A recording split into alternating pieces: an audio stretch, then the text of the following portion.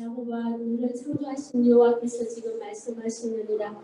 이스라엘아 너를 지으신 이가 말씀하시느니라.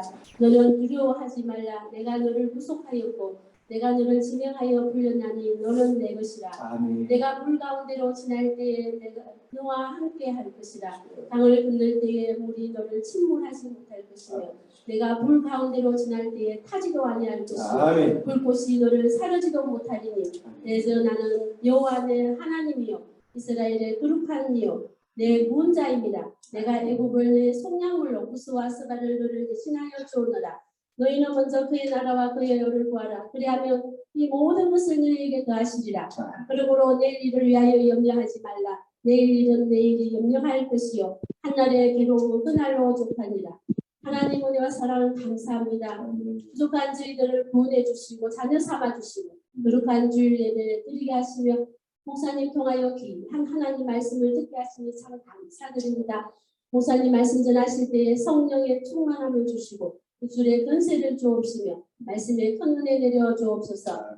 하나님 지금 이 시간 온 성도님들 성령님 임재하여 주시고 우리의 생각 느낌대로 말씀을 듣지 않고 가슴으로 주의 말씀을 느끼게 하옵시며 오직 주의 말씀이 진리이고 생명이고 주의 말씀대로 말하고 행동하는 믿음을 주옵소서. 8월 12, 13, 14 여름 수련회를 축복하여 주시옵소서.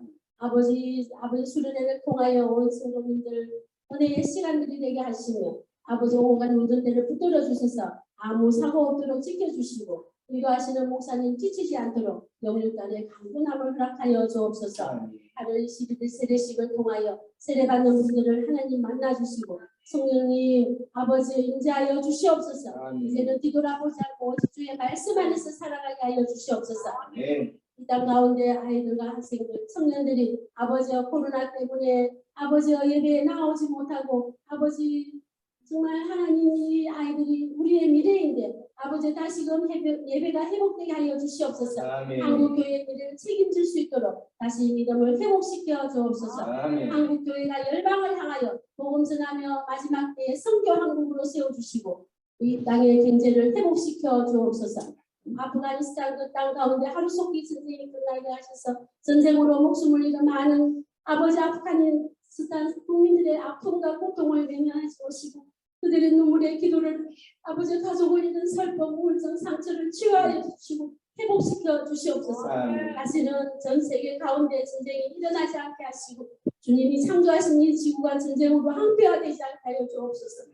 목사님과 사모님 건강을 지켜주시고 새생명 강주교회 온 성도님들 코로나부터 지켜주시옵소서. 대통령과 정치인들이 국민을 위한 정치를 하게 하여 주시고 정말 자기들의 사욕에 사로잡혀서 아버지와 국민들을 이용하지 않고 정말 회개하고 정말 하나님 앞에 바로 서는 아버지와 정치인들이 되게 하여 주시옵소서. 북한과 중국 땅의 지하에서 기도하는 주의 백성들의 부르짖는 눈물의 기도를 보시더라도 그 땅 가운데 예배가 회복되게 하시고 아버지와 지금 이 자리에 아버지와 나오지 못한 지체들을 기억하여 주시옵소서. 아버지와 똑같은 은혜로 입혀주시고 그들도 하나님 정말 주님을 만나는 아버지의 삶을 살고 하나님 앞에 예배드리며 정말 하나님의 그 뜻이 무엇인지 깨달아 알아가며 살아가는 백성들이 되게 하여 주시옵소서. 예배를 방해하는 악한 사탄에게 예수 이름으로 떠나가게 하시며 예수님 이름으로 간절히 기도드렸습니다. 아멘. 주제 말씀 이 말씀 드리고 1강으로 들어갑니다. 주제 말씀 넘겨보면 타임테이블이 나와 있죠. 타임테이블, 여름 수련의 타임테이블. 그 일정에 맞춰서 약간의 변동은 있겠지만 대부분은 그 일정에 맞춰서 하니까 담당자분들은 그 일정에 기도로 준비해 주시면 되겠습니다. 그 다음 넘기면 여름 수련의 기도 제목 나와 있죠. 함께 수련회 오기까지 계속 기도해 주시고 수련회 일정 및 준비물에 보면 여러 내용들이 있는데 제일 기쁜 소식 중에 하나가 회비에 대한 부분이 있습니다. 회비가 얼마로 돼 있죠? 회비 거기 보세요. 수련회 일정. 저를 보지 마시고 수련회 일정 및 준비물 여기에 보면 수련회 일정 및 준비물에 회비를 영원으로 되어 있습니다. 어차피 2박 3일 동안 저희들이 숙박하고 또 거기서 밥 사 먹고 뭐고 한번 하는 이런 모든 것들이 경비가 필요한데 저희들이 이제 코로나 때문에 이런 수련회를 3년째 교회 개척한 지 3년째 됐는데 처음 하는 거죠. 그래서 일단은 교회 헌금으로 이걸 이제 감당하기로 했습니다. 이거를 원래는 이제 수련회 하고 그러면은 회비를 뭐 3만 원에서 5만 원 이렇게 내고 하죠. 자기들 먹는 밥값이나 숙박하는 이런 것들 여러 가지 준비물들이 있습니다. 이런 거 없이 이제 한다는 게 기쁜 소식이죠. 자, 그다음 넘겨보면 그다음에 뭐로 나와 있죠? 자존감을 회복하라 1강 나와 있죠. 오늘부터 이제 여기 시작됩니다. 여기 펴시고 오늘 하나님의 말씀 앞으로 나오면 되겠습니다. 자, 우리 말씀 앞에 나아가기 전에 우리가 했던 하나님의 말씀 앞에서 선포하는 시간 같습니다. 시작. 주의 말씀은 내 인생의 빛입니다. 주의 말씀은 내 삶을 변화시킵니다. 그래서 말씀하신 대로 나는 하나님의 사랑받는 자녀입니다. 여러분 계속 가려져 있지만 답이 항상 밑에 있죠. 알고 있죠? 밑에 영어로 되어 있는 게 답이 있어요. 밑에 영어로 되어 있는 게. 자, 나는 축복의 통로입니다. 오늘도 주의 말씀에 마음의 문을 여기다 말씀하여 말씀하여 주옵소서. 듣고 깨닫고 말씀대로 살겠습니다. 아멘. 주변에 1강이 오늘부터 시작이 되는데 오늘부터 선포되어지는 이 말씀이 우리의 삶 가운데 혹시라도 낮아진 자존감으로 인해서 우리의 마음의 상처로 짓눌려서 힘든 삶의 부분이 있었다면 회복이 되어지고 또 다시 한번 높은 자존감으로 하나님의 사랑받는 자녀가 되어서 듣고 깨닫고 말씀대로 살아가는 실제적인 삶을 살아가는 하나님의 백성들이 되기를 축원합니다. 오늘 말씀입니다. 주제 말씀은 27절부터 28절까지인데 오늘 말씀은 24절부터입니다. 함께 말씀이 짧기 때문에 천천히 한 절씩 읽습니다. 시작. 하나님이 계시되 땅은 생물을 그 종류대로 내되 가축과 기는 것과 땅의 짐승을 종류대로 내라 하시니 그대로 되리라. 하나님이 땅의 짐승을 그 종류대로 가축을 그 종류대로 땅에 기는 모든 것을 그 종류대로 만드시니 하나님이 보시기에 좋았더라. 하나님이 이르시되 우리의 형상을 따라 우리의 모양대로 우리가 사람을 만들고 그들로 바다의 물고기와 하늘의 새와 가축과 온 땅과 땅에 기는 모든 것을 다스리게 하자 하시고 하나님이 자기 형상 곧 하나님의 형상대로 사람을 창조하시되 남자와 여자를 창조하시고 하나님이 그들에게 복을 주시며 하나님이 그들에게 이르시되 생육하고 번성하여 땅에 충만하라. 땅을 정복하라. 바다의 물고기와 하늘의 새와 땅에 움직이는 모든 생물을 다스리라 하시니라. 아멘. 여러분 누군가가 당신은 누구이십니까? 라고 질문을 하면 여러분은 어떻게 대답을 하세요? 조마리 집사님은 누구십니까? 이렇게 물어본다면 뭐라고 대답을 하신가요? 저는 누구다라고 대답하죠. 누군가가 당신은 누구이십니까? 당신은 뭐 하는 사람입니까? 당신의 정체는 뭡니까? 이렇게 물어볼 때에 대부분 사람들은 이렇게 하죠. 자기가 가지고 있는 어떤 직분, 자기가 가지고 있는 어떤 지위, 신분 이런 것들을 이야기하면서 거기에 자기 이름을 이야기하죠. 나는 고등학교 교장 선생님 홍길동입니다. 이렇게 대답하죠. 그게 올바른 얼마나 몇 점짜리의 대답일까요? 그렇게 대답을 했을 때 그 대답은 한 30점밖에 안 되는 거예요. 왜냐하면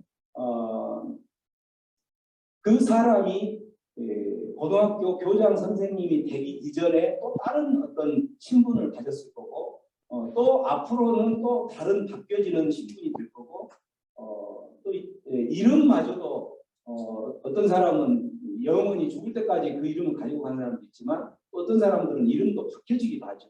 이렇게 어떤 변화가 있을 수 있는 것을 대답을 한다는 것은 이거는 30점밖에 안 된다는 거죠.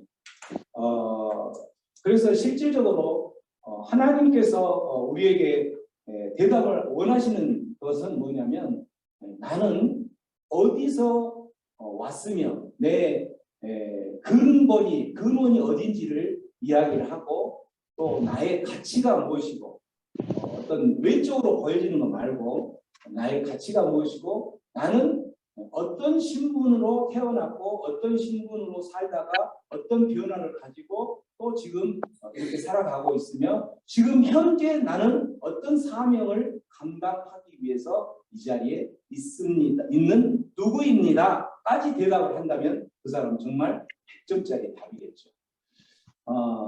근데 이런 대답을 하려고 보면 어때요? 이런 대답을 하려고 보면 그 사람의 인생을 어떻게 보면 송두리째 전체 다 이렇게 이야기를 해야 되는데 자기 소개를 하는데 거의 1년 12달이 걸리겠죠.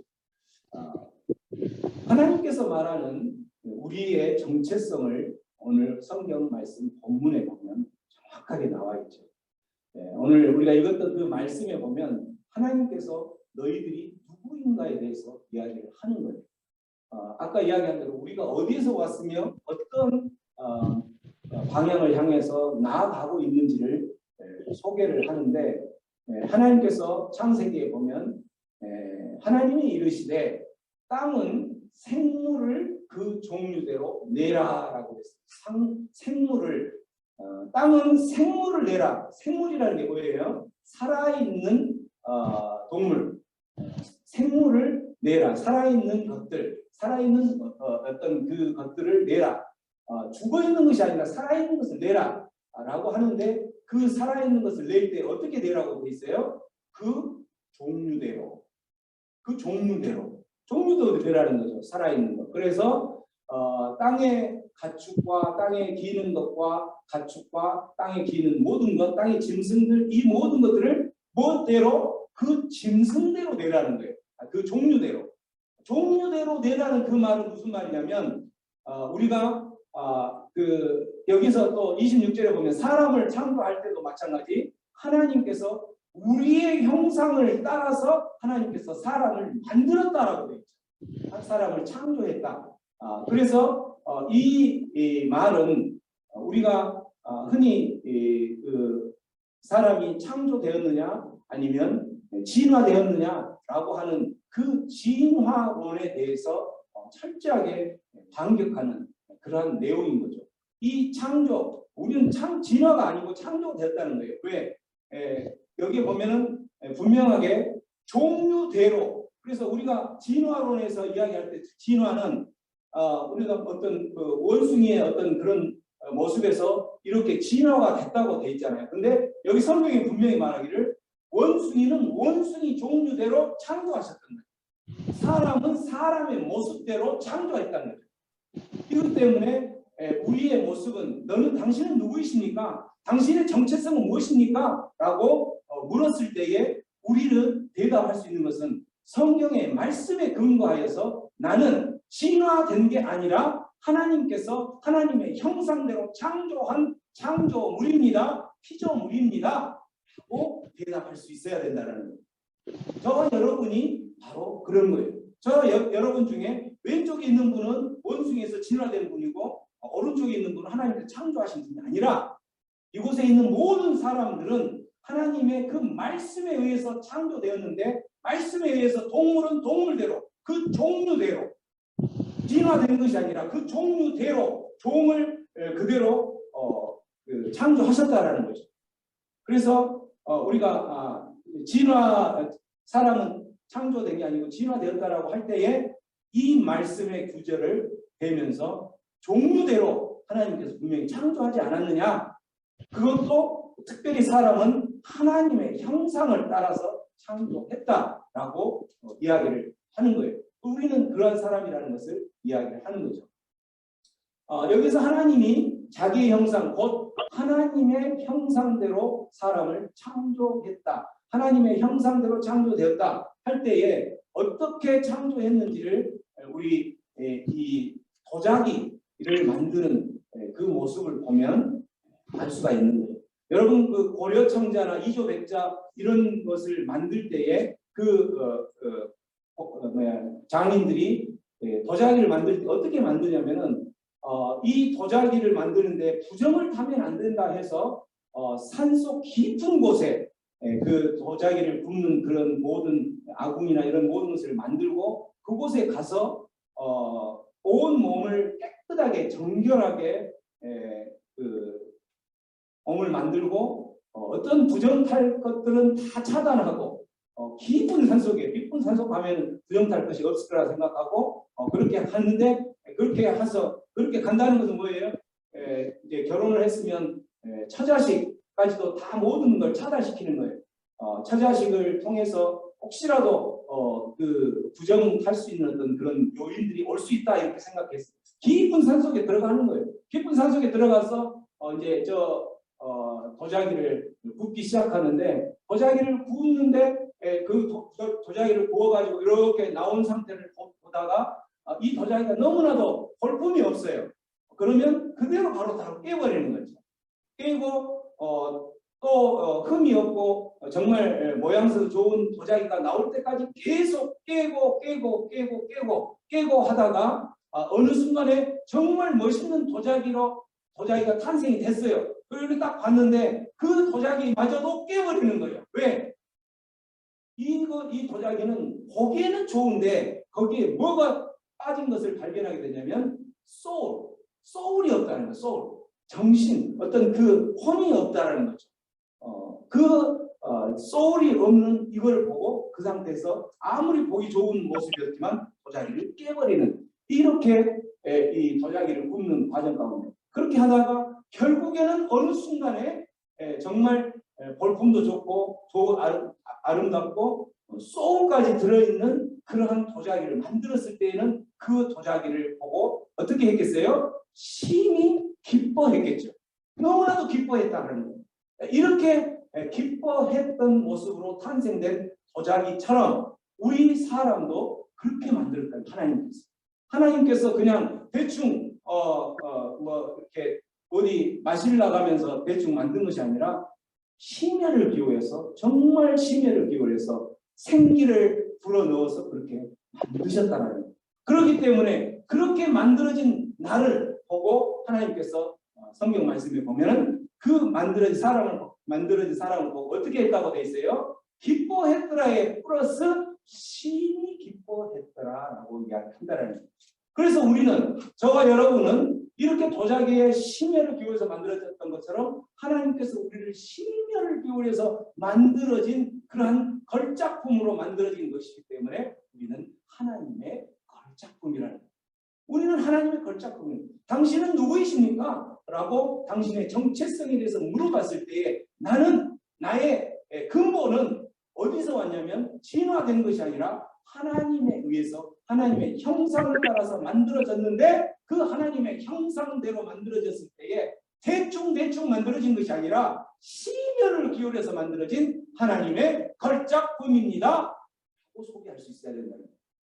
여러분 스스로가 입을 열어서 한번 외쳐봅니다. 당신은 누구이십니까? 라고 질문했을 때에 나는 누구입니다. 라고 한번 선포해 봅니다. 당신은 누구이십니까?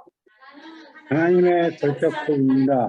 힘을 깨어서 만든 윤숙입니다. 네, 맞습니다. 네, 나는 하나님의 걸작품입니다. 이것도 정답이지만 거기에 조금 더 내가 어떤 사람이라는 것을 더 소개하고 싶다면 나는 도자기를 만드는 공인이 깨부시고 소울이 빠졌다고 깨부시고 하다가 마지막에 그렇게 기뻐했던 그러한 모습처럼 만들어진 것처럼 하나님이 심혈을 기울여서 온 힘을 다해서 정말 그렇게 심혈을 기울여서 만들어진 하나님의 걸작품입니다.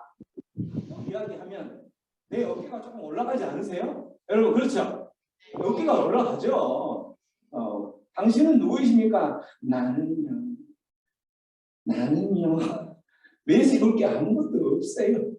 이렇게 쭈그러드는 그런 모습이 아니라 나는 하나님의 걸작품입니다 라고 이야기할 때는 내 어깨가 올라간다라는 거죠. 왜?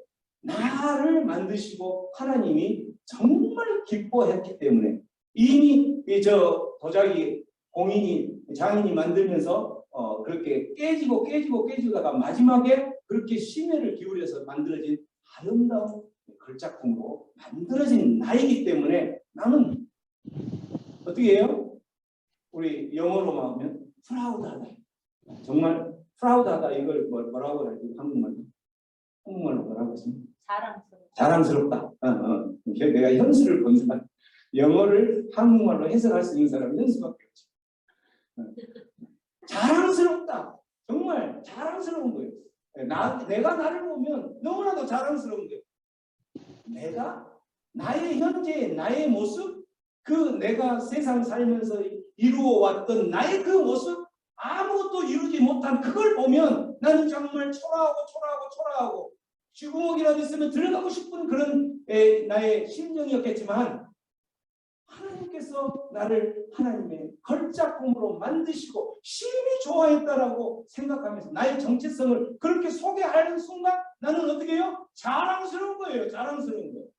그래서 여러분 옆 사람에게 한번 그렇게 한번 해볼까요? 나는 하나님의 걸작품입니다 하고 미소를 지으면서 큰 소리로 외쳐보세요. 시작! 나는 하나님의 걸작품입니다.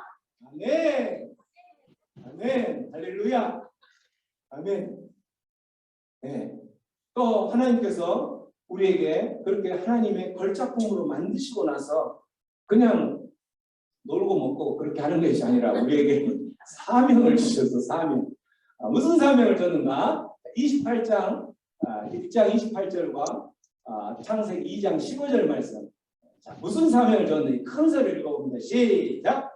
하나님이 그들에게 복을 주시며 하나님이 그들에게 이르시되 생육하고 번성하여 땅에 충만하라. 땅을 정복하라. 바다의 물고기와 하늘의 새와 땅에 움직이는 모든 생물을 다스리라 하시니라. 여호와 하나님이 그 사람을 이끌어 에덴 동산에 두어 그것을 경작하며 지키게 하시고. 하나님께서 우리를 하나님의 걸작품으로 만드시고 나서 그냥 놀고 먹고 지내라고 하는 것이 아니라 우리에게 사명을 줬다라는 거죠. 무슨 사명을 줬냐면 여기 보면은 땅에 뭐하라? 충만하라. 땅에 충만하라. 하나님께서 우리를 내버려둔 그 땅에 너희들의 하나님의 백성의 것으로 충만하게 만들어라는 거죠. 그곳에 하나님의 것이 아닌 세상 것으로 충만되지 않게 하라는 거예요. 그곳을 어떻게 하라는 거예요? 땅을 정복하라는 거예요. 그곳을 세상이 정복하지 않게 하고 하나님의 백성인 너희들이 정복하라는 거예요. 그게 바로 우리가 받은 사명이라는 거죠. 근데 우리는 어떻게 살아요? 세상 것에 정복당하죠. 세상 것에 세상이 밀려오는 그 모든 것에 쫓겨나죠. 세상의 가치관, 세상의 어떤 문화, 세상의 어떤 그러한 세상이 리드해가는 어떤 그런 것에 끌려가는 거죠. 우리가 충만해서 끌고 가는 것이 아니라, 우리가 정복하는 것이 아니라, 우리가 그것을 어떻게 하는 것이 아니라, 다스리는 것이 아니라 다스림 받고 살아가는 거죠. 세상 것에 우리가 다스림 받고 있는 것 중에 가장 큰 것이 뭐예요? 만몬이죠. 만몬에게 우리는 다스림을 받아요. 물질, 그 돈, 그 만몬의 영에 사로잡혀서 우리는 땅을 정복하는 것이 아니라 땅에 정복당하고 땅에게 노예처럼 끌려다니고 세상 것에 끌려다니고 세상의 문화와 세상의 가치관에 끌려 다닌다라는 거예요. 하나님은 너희들은 그러한 사명을 엎으라는 거예요. 너희들이 가진 사명은 뭐냐? 하나님의 걸작품으로 내가 심혈을 기울여서 만드는 너희들이 해야 될 일은 땅을 정복해야 된다. 하나님께서 하는 거죠. 이 모든 땅을 정복하고 다스리는 일들을 누가 하셨냐면 하나님이 하셨던 거예요. 그래서 우리에게 그걸 준다라는 것은 뭐냐면 우리가 바로 뭐라는 거예요? 하나님의 대리 통치인이라는 거예요. 우리에게 받은 사명이 바로 뭐냐면 우리는 하나님의 대리 통치인으로 사명을 받았다라는 거예요. 하나님의 걸작품으로 받으면서 그걸 누리되 너희들이 할 역할들이 있다, 사명이 있다. 그 바로 하나님의 대리 통치인으로 네가 갖고 있는 그 땅을 정복하라는 거예요, 다스리라는 거예요. 내가 다스려야 되는데 내가 너에게 위임할게. 그래서 하나님의 대리 통치인으로 위임받은 자들이라는 거죠. 뿐만 아니라 하나님께서 하나님의 걸작품을 만들고 22장 15절 말씀, 하나님이 그 사람을 이끌어 어디에 뒀어요? 에덴 동산에 두어서 그것을 뭐 하게 했어요? 경작하게 했다. 경작하게 했고 그것을 지키게 했다라는 거예요. 여기서 경작하다라는 말은 두 가지 뜻이 있어요. 우리가 흔히 말하는 것처럼 경작하다, 가꾸다, 노동하다 이런 거라는 거죠. 그래서 하나님의 걸작품들에게 주어진 두 번째 사명은 뭐냐면 대리 통치인 말. 두 번째 사명은 우리가 하나님께서 그 살도록 하는 그 땅에서 노동하는 일하는 것, 노동하는 것이 바로 하나님께 받은 복이라는 거예요. 그래서 어떤 사람들은 그렇죠. 아이고 일하지 않고 그냥 배만 두드리면서 먹고 자고 어디 좋은 곳에 놀러만 다니면 좋겠어! 라고 하는데 그것은 하나님께서 주신 복이 아니라는 거예요. 그것도 한두 번이죠. 여러분 노는 것도 한두 번이죠. 그죠? 일하는 그 노동의 축복은 노동의 그 복은 하나님께 주신 복이라는 거예요. 하나님께서 하나님의 걸작품으로 만들어 놓고 그들과 함께 그들을 어디에 두시냐면 에덴 동산에 두어서 그 에덴 동산을 경작하도록 했다라는 거예요. 그래서 우리는 그 하나님의 명령을 따라서 우리가 주어진 그 삶의 현장에서 주어진 삶의 일들을 하는 거예요. 그 일들을 위해서 공부하는 거예요. 그 일을 향해 하나님께서 맡겨준 사명들을 잘 감당하기 위해서 내가 건강을 만들고 또한 그 하나님께 주어진 그 일들을 감당해 나가는 거예요. 그러면서 하나님께서 말하는 것은 지키라는 거죠. 지키라는 거예요. 그 지키라는 게 뭐냐면 에덴 동산을 지키라는 건데 에덴 동산은 하나님께서 우리에게 베풀어진 은혜의 현장인 거죠. 우리가 받은 은혜를 지키라는 거예요. 그 은혜는 여러분 삶 가운데에서 누구보다도 여러분들이 제일 잘 알죠. 내가 어떤 은혜를 받았는지 가장 구원의 은혜부터 시작해서 그 삶의 모든 영역에 있어서 받은 은혜를 지키라는 거예요. 뭐 하면서? 열심히 일하면서 지키라는 거죠. 근데 세상 사람들은 일하지 않고 그냥 그 어떤 상황만 누리기만 하려고 하는 사람들이 있다라는 거예요. 하나님께서 우리에게 그러한 사명을 주었던 것이고 경작하다는 말의 두 번째 의미가 뭐냐면 예배하다라는 것이 있어요. 예배하다, 섬기다. 그래서 하나님께서 만들어 놓은 모든 동산이나 이런 곳에서 살게 하시면서 하나님께서 우리를 만들어서 두 번째 사명을 주었던 게 뭐냐면 하나님과 교제하는 친밀한 교제권 안에 들어가게끔. 그게 바로 예배죠. 하나님 앞에 하나님께서 그냥 인간을 만들 때에 그냥 그 로봇으로 만들었으면 그냥 로봇에게 그 입력해서 컴퓨터로 입력해서 너 나 경배하고 나를 섬겨야 돼. 나를 향해서 찬양해야 돼. 라고 입력하면 할 수 있겠죠. 그러나 하나님께서 원하시는 그 예배, 하나님께서 원하시는 교제, 그 만드는 사람과의 교제는 바로 어떤 교제를 말하는 거냐면 정말 마음 가운데서 우러나오는 마음 저 깊은 곳에서 하나님을 찬양하고 하나님을 예배하는 그러한 예배, 친밀한 교제를 원하였던 거예요. 그래서 그거를 경작하다라고 이야기한다는 거죠. 그래서 당신은 누구이십니까? 라고 이야기하면 우리에게 주어진 사명들이 노동의 축복을 누리는 자요, 또한 하나님과 친밀한 교제를 할 수 있는 자. 그래서 예배권을 우리가 갖는다는 것은 엄청난 축복을 갖는다는 거죠. 세상 사람들은 예배할 수 없어요. 세상 사람들은 무엇을 예배하냐면 그들이 가장 소중하고 가치 있다고 생각하는 그 만몬을 예배하죠. 그러나 하나님을 예배하는 사람은 누가 하느냐? 하나님께서 창조하신 그 하나님의 자녀들만이 예배할 수 있는 거죠. 그래서 하나님께서 에덴 동산에 그곳을 경작하게 했다. 그 말은 그곳에서 하나님과 친밀한 교제와 예배할 수 있다, 있게 했다라고 한다라는 거죠. 그래서 당신은 누구이십니까? 하나님께서 하나님의 걸작품인 건 알겠는데 당신은 누구이십니까? 라고 하면 이 두 번째 이 사명을 받은 자라고 소개를 해야 된다는 거죠. 자, 당신은 누구이십니까? 라고 이야기할 때 여러분 한번 여러분 스스로에게 한번 큰 소리로 대답해 보세요. 당신은 누구이십니까?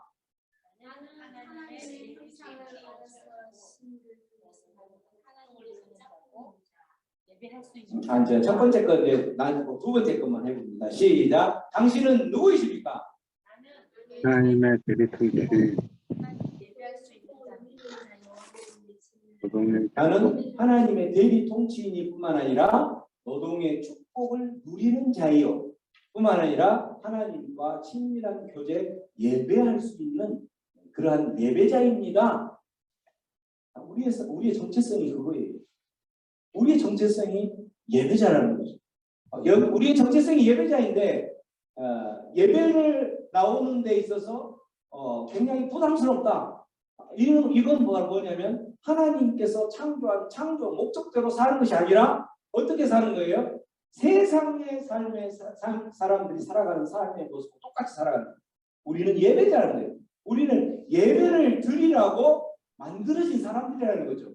그래서 그 하나님께 예배하는 그 예배는 삶의 예배부터 시작해서 회중에 모이는 예배, 주일같이 이렇게 모이는 예배, 또 우리의 삶 가운데서 삶으로 드러나는 예배, 삶에서 회중에서 모임에서는 정말 거룩하게 열심히 예배 드리는 것 같은데 삶에서는 세상 사람들과 똑같다. 이건 예배를 드리는 게 아니에요.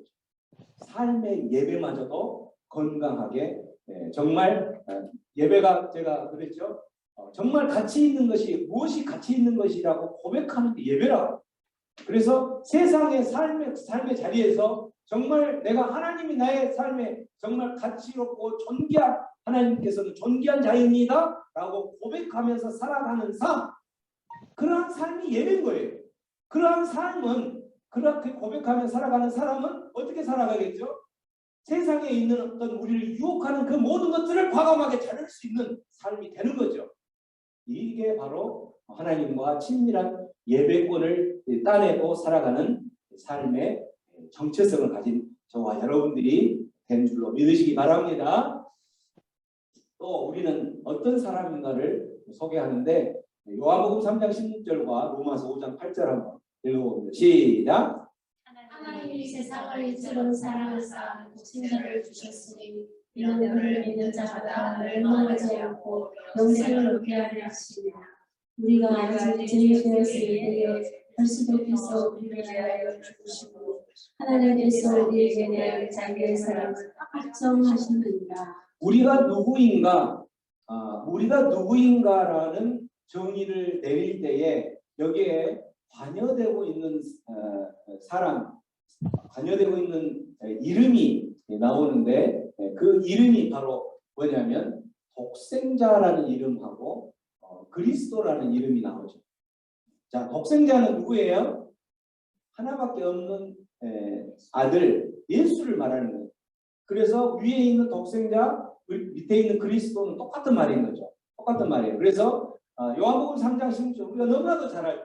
하나님이 우리에게 어떤 사랑을 확증했던 사건이 하나 있는데 하나님이 정말 우리를 사랑하신다라는 것을 보여주는 그게 우리가 볼 수 있게 해준 그 사건이 하나 있었는데 그 사건을 소개하는 게 바로 이 사건인 거죠. 그래서 하나님이 사랑하는, 우리를 사랑하고 우리를 사랑해주는 그 사건을 확증해주는 것 중에 그곳에 누가 관여하게 되냐면 독생자 그리스도가 관여하게 된다는 거예요.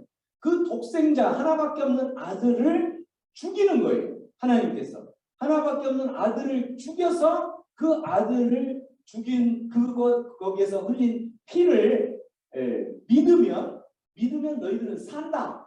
믿으면 내 자녀가 된다라고 이 소개를 하는 게 바로 그 사건인 거죠. 3장 16절 말씀. 그래서 독생자를 주셨는데 이는 그를 믿는 자마다, 그를 믿는 자, 그가 누구냐면 십자가에 못 박혀 죽으신 예수님을 믿는, 예수님을 십자가에 못 박혀 죽으셔서 흘린 그 보혈을 믿으면 구원을 받을 수 있다라는 것을 믿는 자마다 멸망하지 않는다라는 거죠.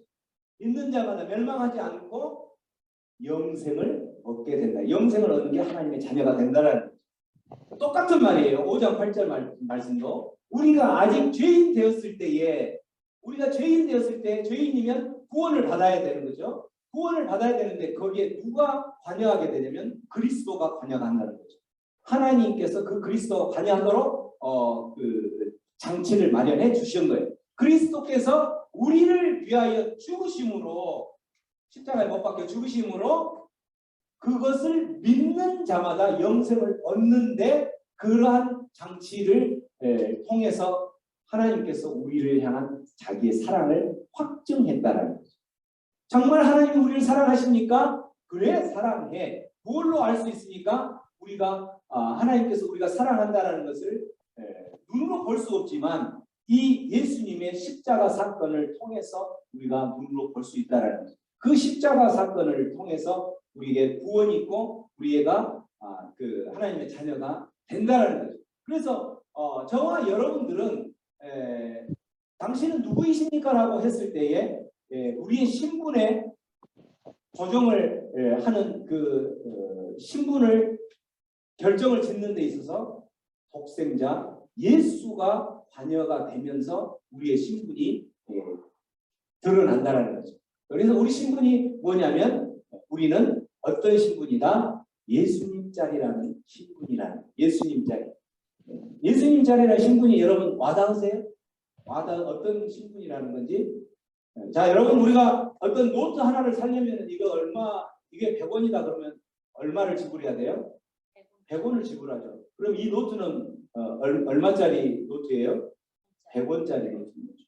수박 한 덩어리 요즘 얼마씩이에요? 18,000원이네요. 비싸네요. 수박 한 덩어리를 사는데 18,000원 했을 때 그 수박을 내가 18,000원을 주고 수박을 가져왔으면 이 수박은 얼마짜리 수박이에요? 18,000원짜리 수박인 거죠. 마찬가지.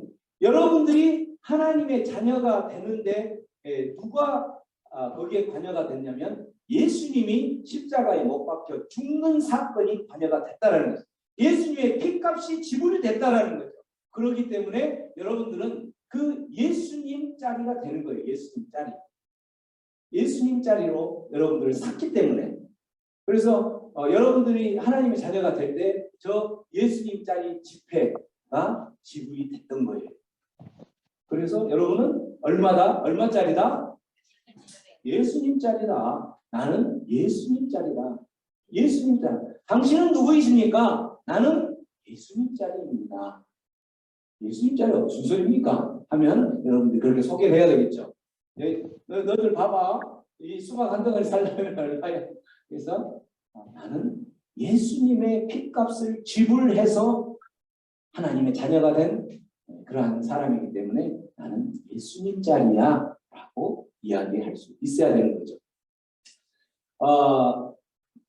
오늘 말씀에 보면 당신은 누구이십니까? 라고 이야기할 때 자, 머릿속에 여러분 기억나는 거 크게 세 가지로 이야기했었죠. 나는 하나님의 걸작품입니다. 또 하나는 나는 하나님으로부터 사명을 받은 자인데 어떤 사명을? 하나님의 대리 통치인뿐만 아니라 하나님과 친밀한 교제할 수 있는 예배자라는 거죠.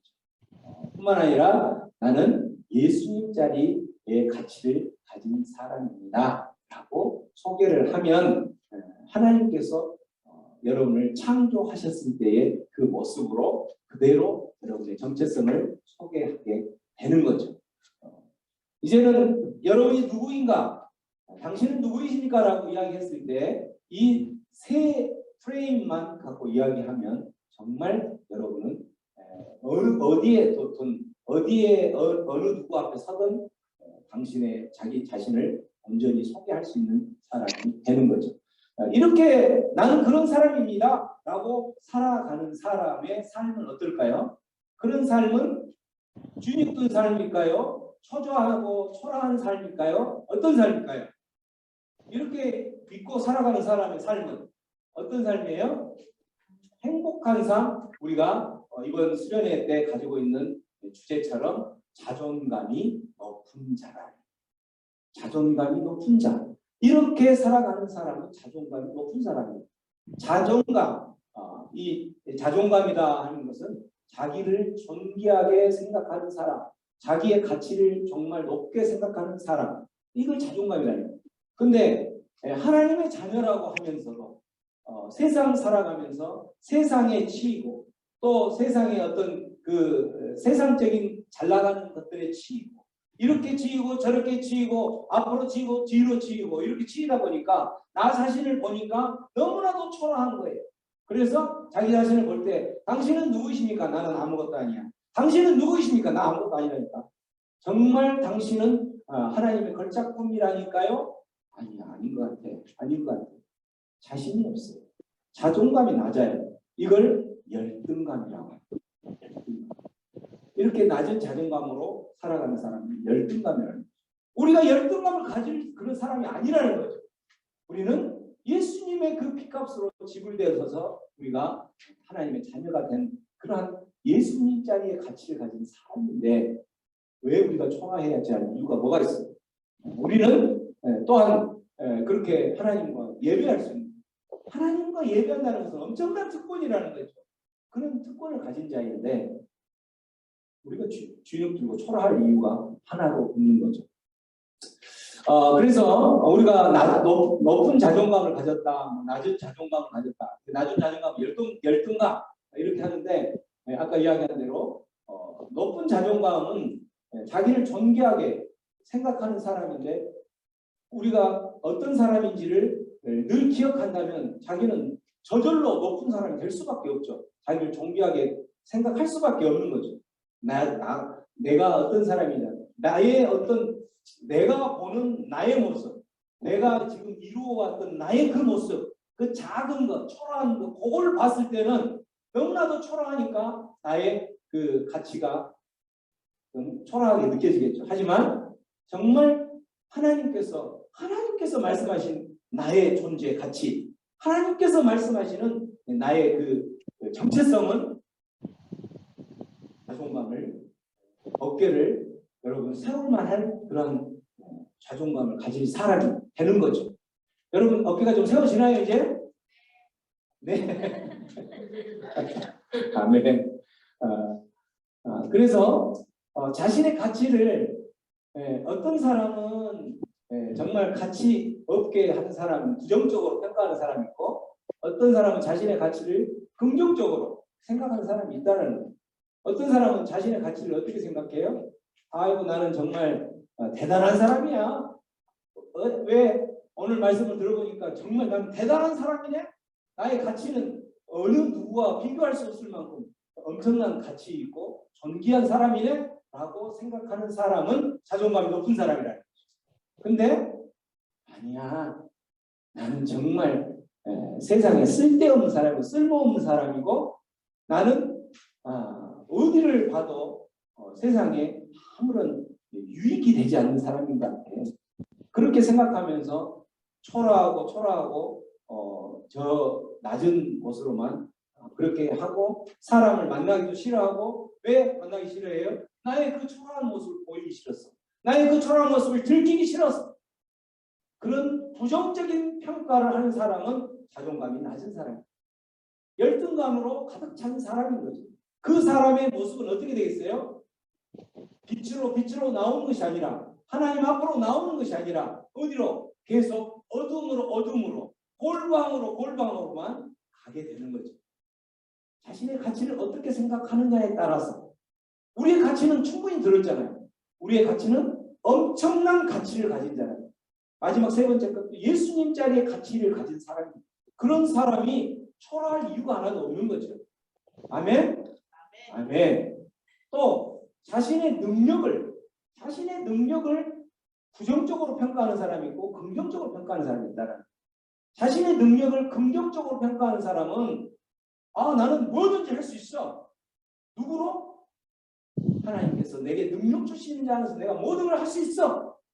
나는 모든 걸 할 수 있어. 왜? 내가 하는 것이 아니라 하나님이 하시기 때문에 하나님이 나를 걸작으로 만들어 놓고 예수님의 그 핏값으로 하나밖에 없는 아들을 내어 놓으면서까지 나를 하나님의 자녀로 택하셨으면서 나를 그렇게 어떤 일들을 할 때에 능력 주시지 않겠어? 당연히 하나님 주시지 라고 긍정적으로 생각하는 사람은 자신의 능력을 굉장히 높이 평가하죠. 이 사람은 자존감이 높은 사람이에요. 그러나 나는 아무것도 할 수 없어. 내가 하는 게 뭐 있어? 내가 해봤자 하는 것마다 안 돼. 내가 손만 대면 고장나. 내가 하는 모든 것은 정말 세상 사람들에게 비난의 거리, 조롱거리밖에 안 돼. 이런 생각을 가진 사람은 계속 어둠으로만 가는 거죠. 그러나 하나님을 믿는 사람, 하나님께서 너의 정체성을 어떤 사람이라고 그걸 믿는 사람이라면 하나님께서 나에게 능력도 주실 거야 라고 믿고 담대하게 나아가는 사람은 자존감이 높은 사람이라는 거죠. 이 자존감이 어떤 사람은 높고 어떤 사람은 낮고 이러한 것은 우리가 언제 자존감이 형성되는 거라고 여러분 생각하세요? 자존감은 형성이 되는데 자존감은 제일 많이 형성이 되는 시기가 유년기 시기. 유년기 시대에 그 자존감이 형성이 되는데 무조건적 자기 수용이라는 그 단어가 있는데 한번 따라해볼까요? 무조건적 자기 수용. 무조건적 자기 수용. 이게 무슨 말이냐면 우리가 이제 아이들이 엄마 뱃속에서 태어나서 이제 자라면서 우리가 아이를 다 키워봤으니까 알죠. 아이가 클 때 아이가 이제 뭐 이렇게 눈빛만 얼굴을 보고 눈빛만 봐도 부모의 반응은 어때요? 이 아이 정말 천재가 태어난 것 같아. 그러다가 갑자기 입을 열어서 엄마 하는 순간 야 정말 천재가 태어난 거 맞아 라고 이야기하고 그 아이가 어떻게 해요? 살아가면서 넘어지고 또 부모를 보는 입장에서 부모를 힘들게 하고 또 부모에게 그 많은 요구할 것들을 요구하고 하지만 부모는 그러한 것들을 할 때에 자녀가 그런 것을 이제 실패로 돌아갈 수 있는 그런 상황이 됐음에도 불구하고 받아주고 또 그러면서 이제 배워가는 단계이기 때문에 받아주고 또 말을 배울 때도 마찬가지. 우리가 아이들이 말을 배울 때도 한 가지 말을 배울 때 부모에게 몇 번 물어보는 것 같아요. 뭘 한번 물어볼 때 엄마 저게 뭐야? 엄마 저게 뭐야? 라고 할 때 그건 이거는 참새란다 라고 이야기할 때 참새구나 하고 한 번 이야기해주면 바로 다 알아듣던가요 아이들이? 그렇지 않죠. 아이들이 참새야 라고 이야기해놓고 또 다른 또 장난감 들고 놀고 있다가 갑자기 또 다시 와서 엄마 저게 근데 뭐야? 라고 이야기하는 거예요. 그렇게 하는데 그렇게 하도 어떻게 해요? 부모는 참새야 이야기하죠. 여러분 몇 번까지 거기에서 참새야라고 이야기했어요? 아이를 키우면서? 참새라고 했잖아. 10번 이상은 가죠. 참새야. 아유, 한 3번, 4번까지는 우리 아이 천재네. 쪽을 보고 관찰력도 좋네. 저걸 뭔지 이렇게 관심을 갖는 거 너무나도 대단한 것 같아. 이렇게 이야기하면서 이건 참새야. 4번, 5번, 6번까지 갔을 때도 마찬가지. 그래 참새야 이거 저거 참새. 저거 깃털도 있고 이렇게 하는 거지. 저게 참새야. 이렇게 하는 거. 10번 넘어가도 어떤 사람은 20번까지도 가겠죠. 근데 어때요? 아버지가 치매가 걸려서 이제 자녀에게 야 저기 있는 게 뭐니? 예, 저 까마귀입니다. 그래. 야 저기 뭐니? 까마귀요. 점점 말이 짧아지죠. 야 저기 뭐야? 까마귀라니까요. 이거 뭐야? 아버지 지금 평생 몇 년 동안 살면서 저기 까마귀인 거 몰랐어요? 야, 아들아 저게 뭐니? 아유 저걸 몰라요. 더 이상 말 못하겠어요. 그때 아들은 뭐라 그래요? 아버지는 아들에게 애야 네가 말 배울 때 나는 20번이고 너에게 그렇게 이야기해 줬는데 참새야 저기 참새야 참새야 근데 너는 3번 만에 화내네. 부모가 자식들을 키울 때 무조건적으로 받아주는 그거 이게 바로 무조건적인 자기 수용입니다. 이렇게 무조건적으로 받아주면서 키워가는 커가는 그 아이들에게는 자존감이 높아진다. 이게 유년기 시절에 형성이 되는 거예요. 무조건적인 자기 수용. 근데 우리는 이제 이런 것들을 안 배우고 사실은 가정을 이루고 이런 것들을 안 배우고 자식들을 키우다 보니까 자식들을 잘 못 키웠어요. 저도 마찬가지다. 못 키웠어요. 근데 이제 요즘은 뭐 결혼하고 그러면은 이제 그 신혼 부부 교실 뭐 이런 것들도 하고 어떻게 자식을 키우고 어떻게 자녀들을 키우고 어떻게 가정을 꾸려가고 뭐 이런 것들도 다 하잖아요, 그죠? 근데 우리 시대에는 이런 것들이 없었던 것 같아요. 저도 이런 것들을 이제 준비하면서 보니까 참 우리는 이런 것들을 못해서 우리 자녀들에게 자존감을 많이 못 심어줬구나 이런 생각이 좀 들었어요. 어쨌든 유년기 시절에 이러한 무조건적인 자기 수용, 무조건적으로 부모가 그렇게 다 받아주고 20번이고 30번이고 100번이고 끝까지 받아주면서 그 아이를 키워주는 그게 자존감을 키워주는 거예요.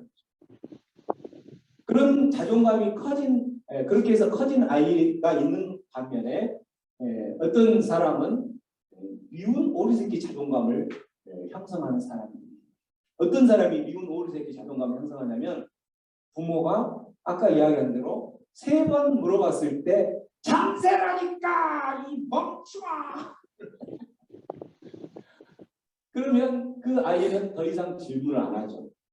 더 이상 질문 안 하고 뭐 하냐면 내가 엄마 앞에서 정말 똑똑한 아이가 되어야지 엄마는 나를 사랑하는구나. 이 미운 오리새끼가 되면은 엄마는 나를 미워하는구나.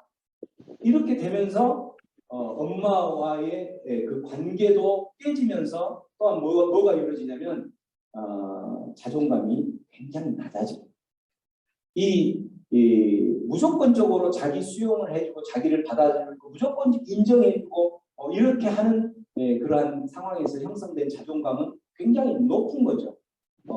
그래서 그러한 자존감을 가진 아이들은 커가면서도 어차피 그 아이들이 자라면서 어떻게 해요? 커가면서 실패도 하고 때로는 넘어지기도 하고 그렇게 하지만 그런 아이들은 이런 높은 자존감을 가지고 있는 아이는 실패했지만 그 실패를 딛고 일어설 수 있는 능력이 있는 거예요. 근데 이 미운 오리새끼 자존감을 가진 형성된 자녀들은 커가면서 어떻게 되냐면 나는 실패하면 미움을 받으니까 안 돼. 실패하면 안 돼. 그러니까 더 잘해야 돼. 라고 하면서 더 잘해야 돼 하면서 그쪽에 신경을 더 쓰고 결국은 그게 어떤 강박증 상태로 나타나면서 오히려 더 못하게 되는 거죠. 미운 오리새끼 자존감 이게 바로 열등감을, 낮은 자존감을 열등감으로 결국은 그 삶 가운데에 오히려 굉장히 힘들어하는 그러한 상황으로 변화될 수 있는 거예요. 뿐만 아니라 그 자존감이 유형이 형성될 때에 로봇 자존감이라는 게 있어요. 로봇 자존감. 이 로봇 자존감이라는 건 뭐냐면 부모로부터 대물림 받는, 부모에게 물려받는 거라는 거죠. 로봇 자존감을 형성된 자녀들은 어떤 부모에게 생긴 거냐면 낮은 자존감이 있는 부모에게서 자란 아이들은 로봇 자존감을 형성하게 돼 있어요. 낮은 자존감을 가진 부모가 본인이 자존감이 낮기 때문에 아이들을 키울 때 내가 능력이 없고 내가 세상 가운데서 가치 없는 그러한 사람으로 취급받고 그렇게 살아왔기 때문에 우리 아이도 여전히 가치 없고 그렇게 취급받을 것이다 라고 생각하면서 내가 그렇게 취급받지 않기 위해서 몸부림치고 포장하고 그렇게 살아왔던 것처럼 내 아이를 그렇게 살도록 조종하는 거예요. 로봇처럼 조종하는 거예요. 그래서 아이에게는 아이의 생각은 전혀 없어요. 아이의 생각은 전혀 없고 엄마의 생각으로 그렇게 하면 안 돼. 그래도 몇십 년 살아왔던 엄마가 이야기하는 대로 해! 라고 이야기하면서 아이를 끌고 가는 거예요. 로봇처럼. 이게 바로 이렇게 해서 자란 아이는 로봇 자존감을 형성될 수밖에 없다는 거예요. 그 아이들은 그 아이들이 자라면서 우리가 이제 그 자존감이나 이런 것들을 형성이 될 때 어떨 때 형성이 되냐면 작은 성취감을 여러 번 맛보면서 높은 자존감을 만드는 거죠. 그러니까 예를 들면 아이들이 어떤 일을 하려고 할 때에 아이들이 그 일을 할 때 익숙하지 않으니까 어떻게 되겠어요? 실패하고 또 실패하지만 그 실패할 때에 그 실패하는 모습을 그대로 내버려 두는 거예요. 대신 멀리 떠나지 않고 옆에서 보면서 이 로봇 자존감 낮은 자존감 가진 부모가 실패할 것 같으니까 미리 이렇게 해라고 하면서 제시하는 것이 아니라 그렇게 하면 실패할 것 같은데 성취하도록 본인이 성취할 수 있도록 그렇게 내버려 두면서 보는 거죠. 그렇게 해서 성취하면 그 속에서 작은 것이지만 성취했을 때 그 속에서 그 성취했던 게 쌓이고 또 작은 것을 성취했을 때 쌓이고 성취했을 때 쌓이는 그 순간 그 사람의 자존감은 올라간다는 거예요. 아이들이 걸음마를 배울 때나 이런 데도 마찬가지죠. 걸음마 배울 때 우리 아이들이 이렇게 서기만 해도 야 우리 아이 너무너무 잘한다. 그렇게 하면 아이가 더 신나가지고 거기서 점프를 하잖아요. 그렇게 하다가 한 걸음 뛰면 어때요? 뛰다가 넘어지죠. 근데 거기에 내버려 두고 잠깐만 도와주면서 그렇게 본인이 일어설 수 있게끔 성취했을 때 거기에서 한 걸음 더 성취하고 한 걸음 더 성취했을 때는 이 아이에게는 로봇 자존감이 아니라 무조건적인 자기 수용의 그 자존감, 올바른 건강한 자존감이 형성이 돼서 높은 자존감을 만들어서 간다라는 거죠. 이렇게 우리 안에 자존감이 어떻게 형성되느냐에 따라서 그 사람이 자라면서 어떤 모습으로 어디로 튈 것인지는 보인다라는 거죠. 그러한 것들을 우리 수련의 장소에 가서 여러 가지 예를 들면서 이야기를 하게 될 건데 그 사람이 도저히 이해할 수 없는 그러한 행동들을 하고 도저히 이해할 수 없는 낮은 자존감으로 그렇게 살아가고 있는데 그 사람을 유년기 시절을 보니까 이러이러한 그런 상처들이 있었던 거예요. 이러이러한 부모로부터 자랐던 거죠. 이러이러한 그런 상처를 통해서 그게 회복이 안 되고 잊혀졌던 것뿐이지 상처가 치유가 된 게 아니었어요. 그러다 보니까 그게 어디로 나타나냐면 성인이 되어서 살아가면서 결혼을 해서 살아가면서 그게 그 삶의 현장 가운데서 나타나는 그런 모습들을 이제 하나씩 짚어갈 거예요. 이만큼 이 자존감이라는 것은 어떤 형태의 자존감이 형성되느냐에 따라서 정말 우리의 삶이 180도 달라지는 거예요. 어떤 사람은 건강하게 달라지는 건강하게 살아가는 것 가는 사람이 있다면 어떤 사람은 왜 저렇게 살아갈까? 왜 저렇게 저희 사람 인생은 저렇게 풀릴까?라고 생각하는 것처럼 굉장히 힘든 그런 상황이 된다라는 거죠. 낮은 자존감으로 살아갈 때에 얼마나 자기 자신뿐만 아니라 주변 사람에게 엄청난 큰 피해를 준 내용들이 담은 그 책이 하나 있죠. The Reader, 책을 읽어주는 사람, 그 The Reader라는 책이 있는데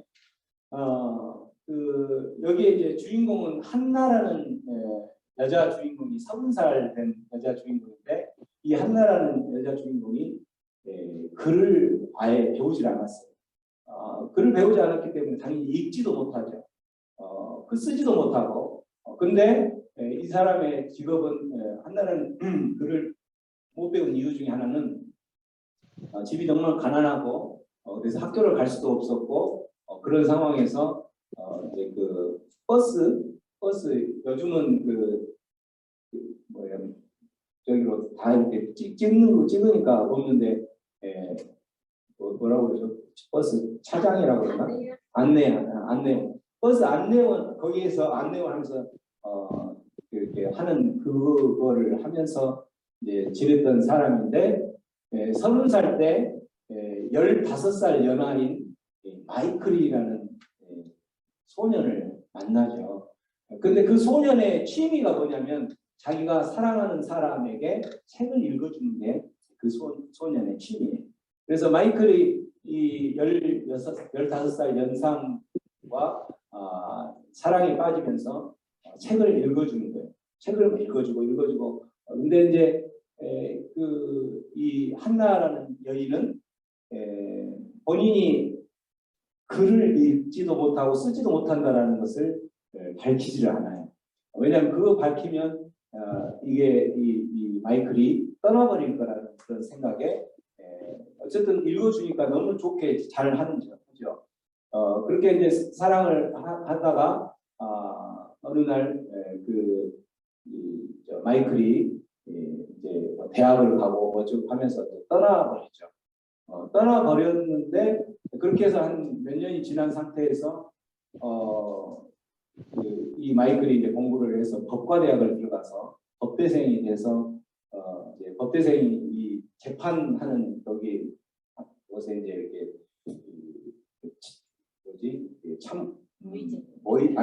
실제 재판인데 거기에 이렇게 참관을 하는 거예요. 법대생으로서 참관을 하는데 그 법대생으로 참관했던 마이클이 했던 그곳에 누구를 발견하게 되냐면 이 한나를 발견하는 거예요.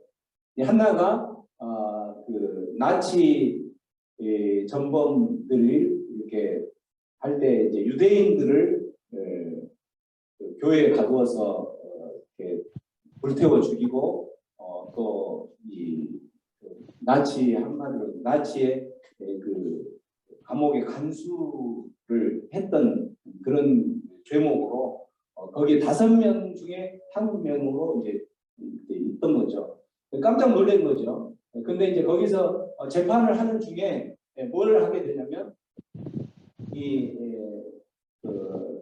그때 상황에 어떻게 그 유대인들을 불태워서 죽였는지를 그 간수들이 기록했던 기록을 이제 보면서 이 기록을 누가 했느냐라고 하면서 이제 그들에게 죄값을 치르려고 하고 있는데 그 기록을 나머지 5 간수들이 이 한나에게 뒤집어 씌운 거예요.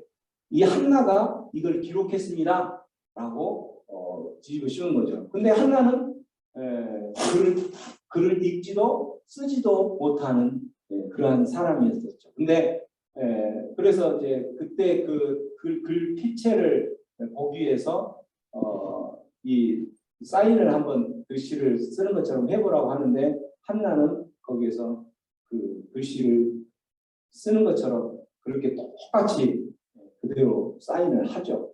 왜? 나는 거기서 이제 나는 글을 쓰지도 읽지도 못합니다라고 이야기하면 누명은 바로 벗겨질 수 있을 것인데 자기의 그러한 이렇게 글 읽지도 못한다 이렇게 하면은 자기를 어떻게 생각할 것이라는 것을 사로잡혀서 내가 이제 아마 그런 상황에서 이제 그렇게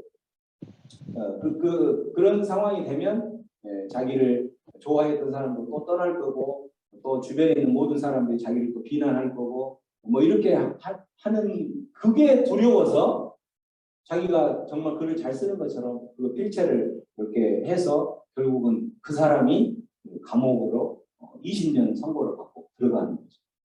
20년 선고를 받고 들어갔는데 마이클은 여전히 계속 그 감옥에 그 자기의 취미를 살려서 녹음을 해서 계속 그 책을 읽어주는 걸 녹음을 해가지고 보내는 계속 그렇게 해서 이제 20년을 다 살았는데 그때 여기는 글을 배우는 거예요.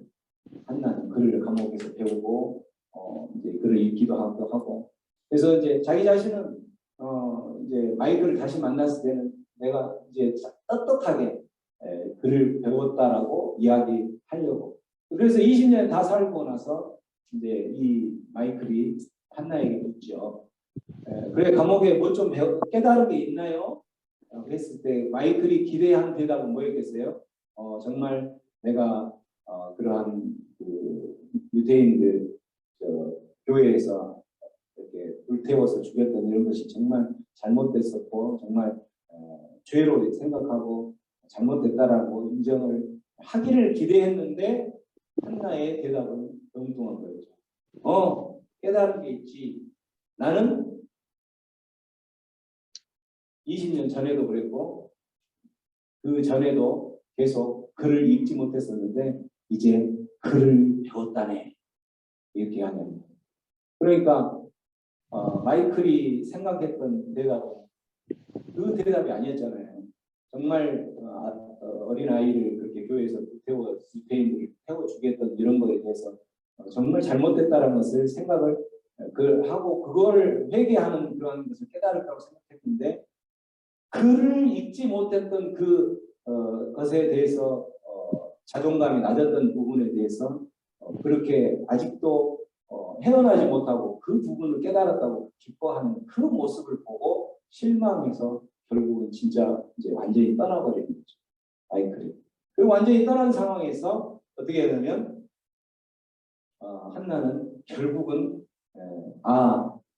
정말 내가 그렇게 글도 읽지 못하는 그런 상황이었기 때문에 그런 상황에 사랑에 빠졌던 것은 다 거짓이었구나라고 생각하고 실망하면서 결국은 자살하게 되는 거죠. 이 한나가 낮은 자존감, 그 열등감 때문에 주는 피해가 그가 선택했던 것은 뭐냐면 차라리 열등감을 수치받는 것보다 20년 감옥을 택했던 거예요. 차라리 그 낮은 자존감 때문에 수치를 견디다 못해 결국은 자살을 하게 됐던 이런 거죠. 이만큼 자존감이 낮으면 여러 가지 증상으로 나타나게 되는데 여러분은 이번에 그 수련회 기간 동안에 두 가지 현실에 대해서 계속 볼 거예요. 이 한나가 가졌던 똑같은 것처럼 어떤 현실이냐면 실제적 현실이라는 것은 이제 객관적인 현실인 거예요. 실제적으로 그렇게 드러나고 나타나는 현실을 객관적 현실이라고 하고 주관적 현실이라는 것은 심리적 현실이라는 거죠. 심리적 현실. 여기서 한나는 어떤 주관적인 심리적인 현실에 쌓여서 살아갔냐면 내가 정말 글도 읽지 못하고 그렇게 살아왔던 사람이고 그런 상황에서 사랑에 빠졌다는 것을 알면 마이클은 나를 분명히 떠나갈 것이고 또 세상 사람들은 나를 비난할 것이고 나를 정말 조롱할 것이다 라고 생각하는 그 현실 그 현실에서 못 벗어난 거죠. 이게 바로 심리적 현실 또는 주관적 현실이라고 합니다. 근데 실제적 현실은 뭐냐면 실제적 현실, 객관적 현실은 마이클은 그가 그를 만일에 이제 모른다고 했을 때 그를 떠날지 안 떠날지는 아무도 모르는 거죠.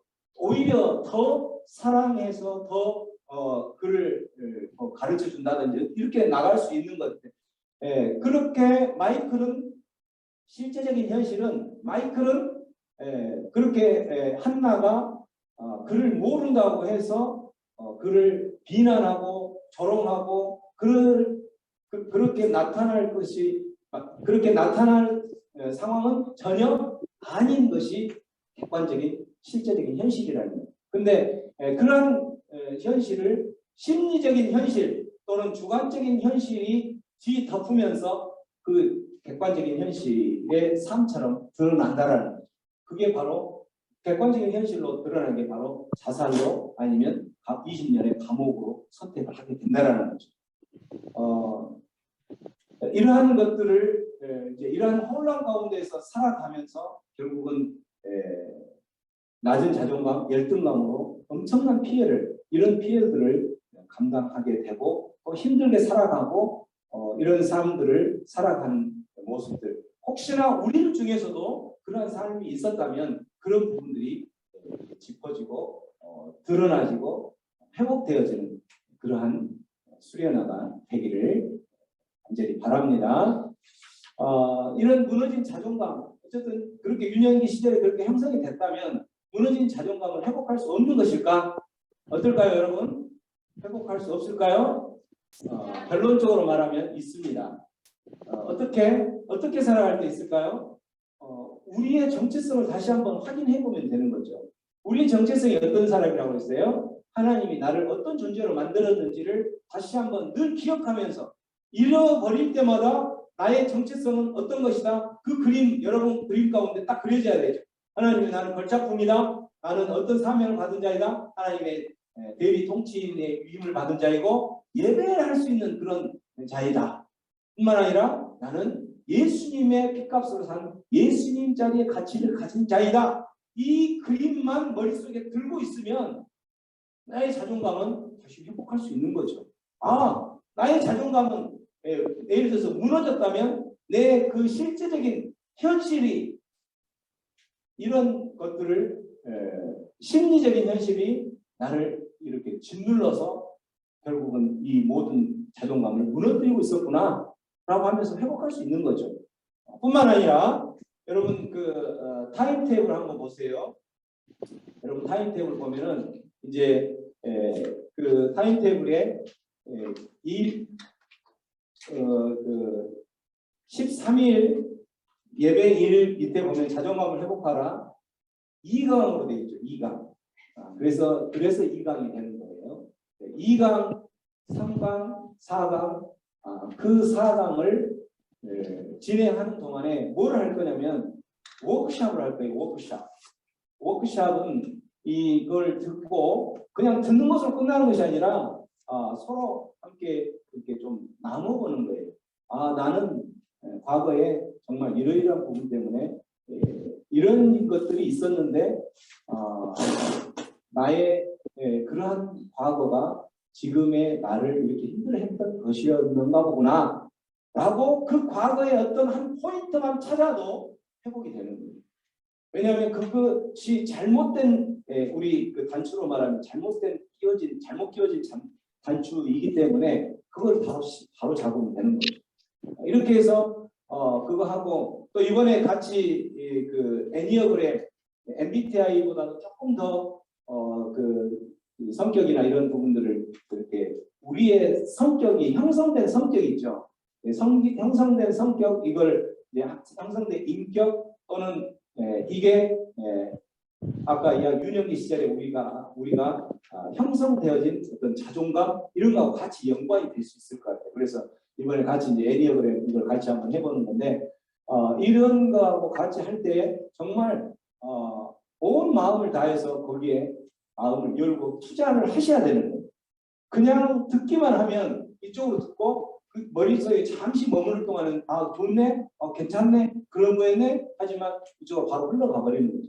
그거를 내 몸 가운데 내 것으로 취하려면 정말 열심을 다해서 참여해야지 우리의 혹시라도 무너진 자존감들은 회복될 줄로 믿습니다. 열등감의 종류는 우리 힘으로 어쩔 수 없는 선천적인 것들이 있어요. 선천적인 것들 또한 후천적으로 형성되어진 것들이 있고, 우리 힘으로 어쩔 수 없는 선천적인 것들이 한 60%는 더 많죠. 어떤 것들이냐면 외모, 태어난 외모는 우리가 바꿀 수가 없잖아요, 그죠? 외모 열등감, 또 집안의 열등감, 집안이 뭐 가난하다, 집안이 집안은 내가 선택할 수 있는 게 아니기 때문에 이미 태어났을 때 그 집안에서 어떤 상황이나 모든 것에 이렇게 영향을 받으면서 살아가는 거죠. 이거는 선천적인 것들이에요. 우리 힘을 어쩔 수가 없는 거죠. 뿐만 아니라 키도 마찬가지고 뭐 조금 키워보려고 하지만 어떻게 할 수가 없는 거죠. 남자들 좀 야한 단어가 나왔지만 성기 열등감 이런 것들 또 벗겨진 이마 우리 이 이마에 대한 이 부분들은 이미 그렇게 되었기 때문에 유전적으로 그렇게 됐기 때문에 이건 어쩔 수가 없는 거죠. 이런 것에 열등감을 가지고 살아가는 사람들이 참 많다라는 거죠. 이거 한 60%가 되는 거고 후천적인 열등감들 후천적인 열등감들이 한 40% 정도 차지하는데 그거는 능력 열등감. 우리 안에 이제 어떤 능력들, 그다음에 가난 열등감, 자기가 또 학벌 열등감. 내가 학교를 어디를 뭐 졸업을 뭐 했다 못했다. 그다음에 성폭행 및 왕따를 경험한 후에 생긴 열등감. 이런 것들은 선천적인 게 아니고 태어나서 살다가 경험한 것들이죠. 그다음에 이제 자유의 행위로 인한 열등감. 굉장히 야한 말들이 많이 나오는데 이런 것들이 실질적으로 열등감을 차지하는데 굉장히 많은 분야를 차지하고 있기 때문에 이 열등감들을 다루고 있는 거죠. 제가 이제 이 지금 그 내용들이 이런 우리가 생각하지 않았던 부분들 또 이렇게 뭐 성기니 뭐 자유행위니 뭐 이런 것들까지도 이렇게 다루게 넣었던 것은 제가 참고했던 그 책이 있는데 그 책이 정신과 전문의가 쓴 책이에요. 그 책에서 그 내용들을 가지고 와서 한 건데 한 4년, 5년 전에 정신과 전문의 그분이 이제 우리 경상남도 의사의 세미나를 하는 중에 이 자존감이라는 부분을 한 적이 있어요. 그래서 그때 한 4시간 정도 했었는데 그 4시간 동안 했던 것을 책으로 한 게 있는데 그 책을 참고하면서 말씀하고 제가 같이 이렇게 믹스해서 하는 거기 때문에 굉장히 여러분들에게도 유익하고 우리들이 생각하지 못했던 그런 부분들도 다루어지게 될 거니까 기대해도 좋습니다. 특별히 이번에는 또 애니어그램이라는 이걸하고 같이 이렇게 접목을 하기 때문에 저도 좀 기대감이 있으니까 여러분들 이 지금 선천적으로 우리가 어쩔 수 없는 선천적인 것에 대한 것은 2강 13일 날 오전에 2강 때 할 거고 후천적인 거에 대한 거는 13일 날 저녁에 한 3강 때 할 거예요. 그리고 4강 때는 이제 실제 이런 것들을 통해서 우리가 어떻게 회복할 수 있을까? 회복의 부분에 있어서 주일날 4강 때 전체적으로 할 거예요. 어쨌든 아까 또 말씀드렸던 것처럼 우리가 알게도 또는 모르게도 이런 자존감이나 이런 부분에 있어서 힘들어하고 많이 이렇게 그 낮은 자존감 때문에 지금 현 삶을 힘들게 살아가는 분들도 있을 수 있어요. 그러나 그 모든 것들은 회복할 수 있다는 것을 갖고 오늘 말씀을 시작으로 수련회 때 나머지 부분들을 풀어지고 회복되어질 것을 기대합니다. 여러분 기대가 됩니까? 아멘. 기대가 좀 되어질 줄로 믿습니다.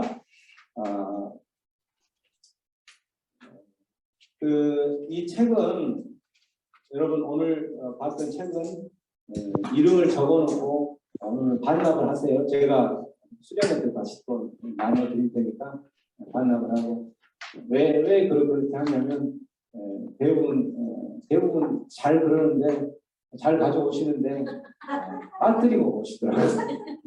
그래서 그리고 여러분이 이걸 집에 가지고 가봤자 읽지도 않아요. 그러니까 반납하시고 수련회 때 다시 뵙고 하겠습니다. 자, 우리 이 수련회 때 일정 이거 보면서 우리 함께 오늘 들었던 말씀 생각하면서 기도할게요. 애니어그램 첫 시간, 그 다음에 두 번째 시간 2강 자존감을 회복하라, 3강 자존감을 회복하라, 4강 자존감을 회복하라.